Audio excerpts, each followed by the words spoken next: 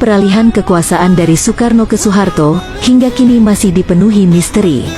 Sejarah hanya mencatat, Soeharto sah menjadi presiden setelah Majelis Permusyawaratan Rakyat sementara mencabut mandat sebagai presiden dari tangan Soekarno, dan dialihkan ke Soeharto yang disebut pengemban Super Semar, pada tanggal 7 Maret tahun 1967.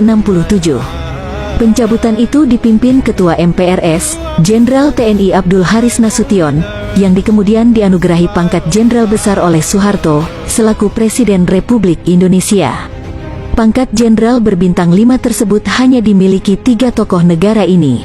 Selain Abdul Haris Nasution, pangkat itu juga disematkan untuk Soeharto sendiri dan Jenderal Sudirman. Namun, banyak analis politik yang menghubungkan pencabutan mandat tersebut dengan surat perintah tanggal 11 Maret tahun 1966 dari Soekarno kepada Soeharto, yang mengamanatkan Soeharto untuk memulihkan keadaan yang kacau balau setelah aksi pembantaian tahun 1965. Namun, pada sidang itu, MPRS justru sepakat menolak pidato Nawaksara Soekarno, yang merupakan pertanggungjawabannya selama memimpin Republik sejak tahun 1945. Hasil sidang tanggal 7 Maret tahun 1967 itu dituangkan dalam Ketetapan MPR Nomor 33 MPRS 1967, yang berisi hal-hal sebagai berikut. Pertama, mencabut kekuasaan pemerintahan dari tangan Presiden Soekarno. Kedua, menarik kembali mandat MPRS dari Presiden Soekarno dengan segala kekuasaannya, sesuai UUD 1945.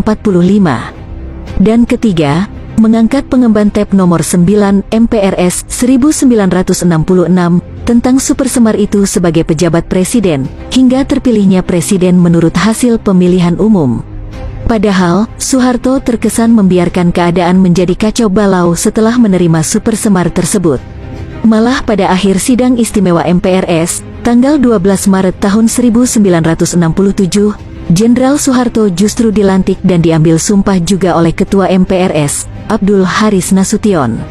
Masyarakat dari berbagai unsur, seperti kalangan partai politik, organisasi massa, perorangan, pemuda, mahasiswa, pelajar, kaum wanita, secara kompak membentuk kesatuan aksi dalam bentuk Front Pancasila, untuk menghancurkan para pendukung G30 SPKI, yang diduga melakukan pemberontakan terhadap negara, dengan menuntut agar ada penyelesaian politik terhadap mereka yang terlibat dalam gerakan pemberontakan tersebut. Kesatuan aksi itu kemudian terkenal dengan sebutan Angkatan 66, antara lain Kesatuan Aksi Mahasiswa Indonesia, atau KAMI, Kesatuan Aksi Pemuda Pelajar Indonesia, atau KAPI, Kesatuan Aksi Sarjana Indonesia, atau